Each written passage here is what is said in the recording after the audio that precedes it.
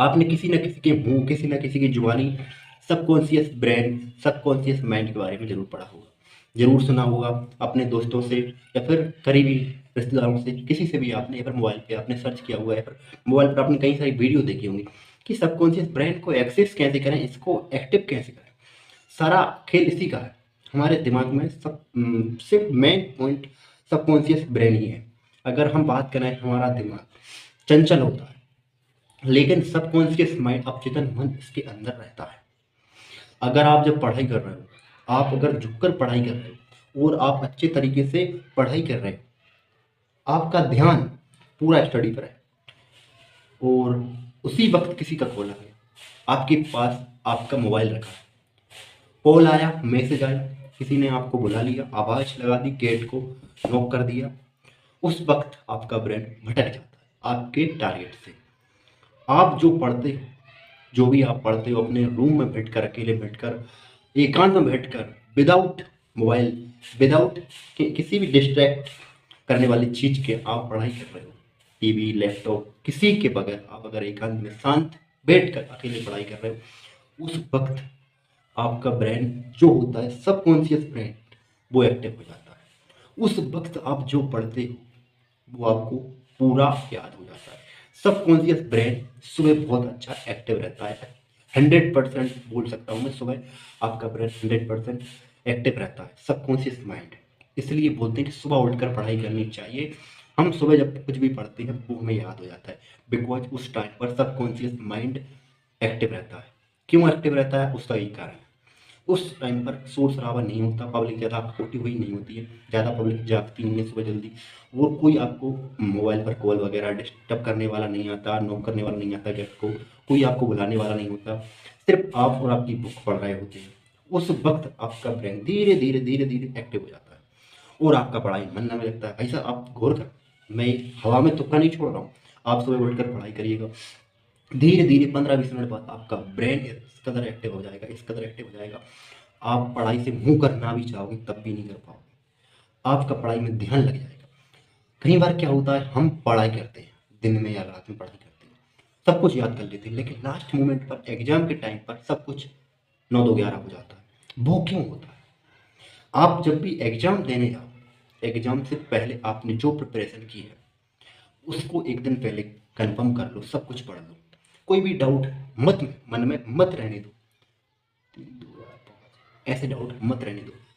Web क्या है, portals क्या है, वेब पोर्टल्स क्या है, इंटरनेट क्या है, ये कई सारे क्वेश्चन आपके दिमाग में अगर घूम रहे हैं, इनको ना क्लियर कर लो। मैं आपको बता दूं, अगर आपने इनको क्लियर कर लिया, आप अपने ब्रेन में इनको बैठा लो, और ऐसा कोई भी क्वेश्चन, कोई भी डाउट नहीं होना चाहिए जो आपके दिमाग को डिस्ट्रैक्ट करे, भटकाए। मेरा कहने का मतलब है कि आपके दिमाग को भटका दे, ऐसी कोई भी वस्तु नहीं होनी चाहिए, ऐसा कोई भी डाउट नहीं होना चाहिए। उसको क्लियर करो, सॉर्ट आउट करो, कुल मिलाकर पूरा उसको सॉर्ट आउट कर लो।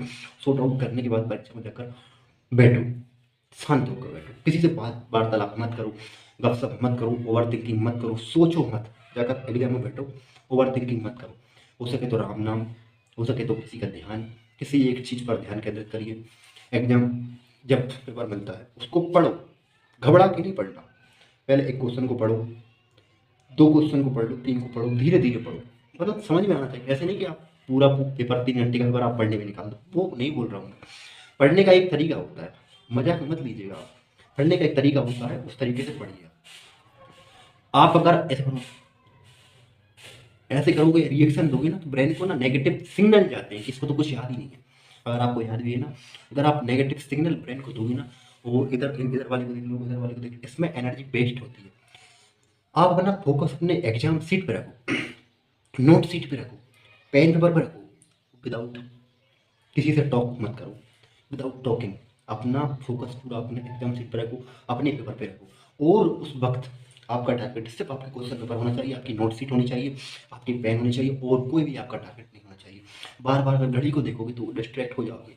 एक बात हमेशा याद रखना, अगर आप लिखते लिखते लिखते लिखते लिखते लिखते लिखते रहोगे ना, तो आपको खुद पता नहीं चलेगा कि आपने 1 घंटे में 15 पेज लिख दिए, 20 लिख दिए।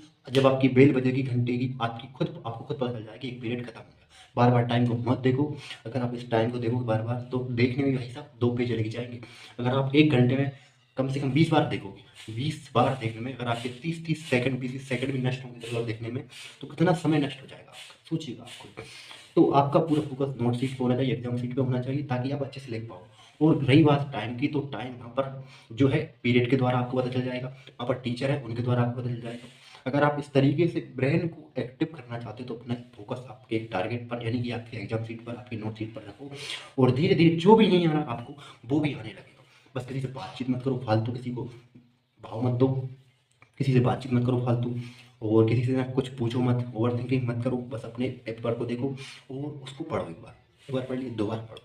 क्या एक बार हमें जो पढ़ते हैं ना हम जो चीज़, वो हमें समझ नहीं आती, ऊपर से निकल जाती। दोबारा हम जब उस चीज़ को पढ़ते हैं तो हमें समझ में आता है कि यार पेपर को देख के वैसे ही भाई साहब हम शॉक हो जाते हैं, वैसे ही दिमाग में ना बत्तियाँ उड़ जाती हैं, दिमाग की फ्यूज उड़ जाते हैं। और अगर आप एक बार पढ़ोगे पेपर, जो आपको आ रहा है ना वो भी नहीं आता एक बार, फिर आप उसको शांति से बैठकर लास्ट में, जब आप कई बार आपने देखा होगा, मैं भी ऐसा ही करता हूँ, आप भी ऐसे ही करते होंगे, कोई क्वेश्चन हमको नहीं आ रहा है, हमने कोई पढ़ा ही नहीं है, अगर हमको ऐसा लग रहा है, पढ़ा है लेकिन हमको ऐसा लग रहा है और वो हम दूसरी भाषा में उस क्वेश्चन को दिया गया है पेपर में, तो वो हमको नहीं आ रहा, तो हम उसको क्या करते हैं, लास्ट में करते हैं। लास्ट में समझ जाते हैं उस क्वेश्चन को, पढ़ते हैं ना, ऊपर से बोलते ही ये वाला क्वेश्चन था, कब से यार मैं देख रहा, कब से मैं बैठा था इसका जो इतना ईजी क्वेश्चन है, बाद में सब समझ में आ जाता है ना। लेकिन हम क्या करते हैं, उस क्वेश्चन को पहले ही लिख देते हैं, अब गपशप करके वो लिख देते हैं। ऐसा मत करिए, जो क्वेश्चन आपको आ रहा है ना उसको लिखिए, उसको लिखने में आपका ब्रेन एक्टिव हो जाएगा भाई साहब। एक्टिव हो गया ना, तो आपको जो नहीं आ रहा वो भी आप छाप दोगे। आपका ये दिमाग है ना, इसके अंदर एक बहुत बड़ा गूगल बाबा बैठा है, बस इसको जो बोलते हैं सही कमांड की, वो कमांड आपके थ्रू आपको देना होगा। अगर आप इसको कमांड नहीं दोगे तो ये काम नहीं करेगा। जैसे गूगल बिना कमांड के काम नहीं करता, कोई भी सर्च इंजन उसके टर्म के अकॉर्डिंग, बिना टर्म और कंडीशंस, टर्म पॉलिसीज होती हैं, बिना कमांड के उसकी टर्म पॉलिसीज आगे नहीं बढ़ती। उसी तरीके से आपका दिमाग भी, तब तक आप इसको कमांड नहीं दोगे तक ये काम नहीं करेगा भाई साहब। पहले इसको एक्टिव करना सीखिए। दोस्तों आज की ये वीडियो कैसी लगी कमेंट में जरूर बताइएगा। वीडियो को लाइक, चैनल को सब्सक्राइब करना और वीडियो को अपने दोस्तों के साथ शेयर करना बिल्कुल भी मत भूलिएगा। अगर आप इस तरीके से पढ़ाई करोगे, इस तरीके से फोकस करोगे, तो आपका ब्रेन एक्टिव हो जाएगा और आप जो भी पढ़ोगे वो आपको याद हो जाएगा।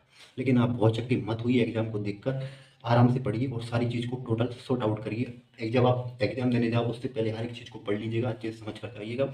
और एग्जाम आने से पहले आप कम से कम 15-20 मिनट पहले जाते हो ना एग्जाम हॉल में, तो वहाँ पर शांत होकर बैठ जाइए, जिससे आपकी मेमोरी लॉस होने से बचेगी। जो लोग क्या करते हैं, पहले पहुंच जाते हैं, लड़की को देखते इधर उधर बातचीत कर रहे हैं दोस्तों से, वो अपनी मेमोरी लॉस कर रहे हैं, अपना खुद का नुकसान कर रहे हैं, ब्रेन को भटका रहे हैं।